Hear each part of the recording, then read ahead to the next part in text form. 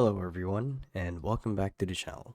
So in today's video, I'll be teaching you guys how to properly connect your PayPal account to your Depop store online, depending on what platform you guys are on.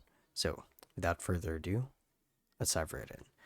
So to actually do this is quite simple. And the first thing that you guys need to do is you want to make sure that you're logged into your Depop account as an administrator. So as you can see, here's what my store looks like, or rather my dashboard. And I should mention that the steps shown here should apply to both the browser site version as well as the application on your phone. And the idea here is when we're setting up our store, we actually have the window or option to include a payment gateway for our store. And one of those is PayPal. Now, to show you guys what I mean, if I click on Sell Now, or rather click on my profile icon and select your selling hub, it should take you to this page right here, which is Setup Process.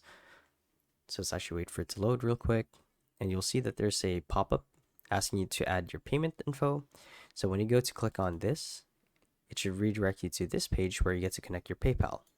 Now, in my country, it's not actually an option. That's why this error is happening. But what's going to happen normally is you would basically enter your login credentials for your PayPal and authorize the platform to integrate with PayPal. And once you do, you can now have PayPal as a payment option or gateway for your buyers to send money to whenever they purchase something from your store. And that's honestly all there is to it. So yeah, hopefully this video helped you guys out, and if it did, be sure to let us know down in the comment section below. And yeah, thank you for watching. We'll see you in the next one. Bye bye.